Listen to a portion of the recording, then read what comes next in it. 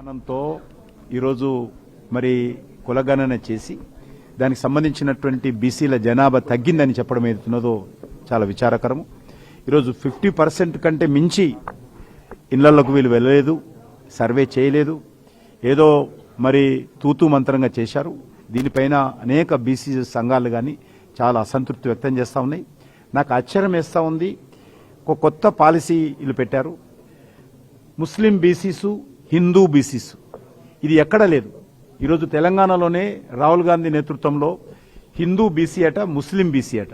ఇదెక్కడ విధానము? ఎక్కడ ఏ చట్టంలో రాసింది ముస్లిం బీసీ అని నేను రాహుల్ గాంధీని ప్రశ్నిస్తా ఉన్నాను. ముస్లిం బీసీ అనేటువంటి పదానికి అర్థం ఉందా?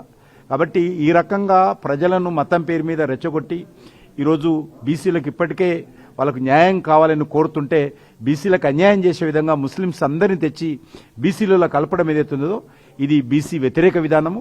దీన్ని పూర్తిగా ముస్లింలను బీసీలుగా గుర్తించేటువంటి విధానం కానీ, ముస్లిం బీసీ, హిందూ బీసీ అని విభజించడం కానీ, ఆ రకంగా మరి కులగణన చేయడం కానీ భారతీయ జనతా పార్టీ పూర్తిగా వ్యతిరేకిస్తున్నది.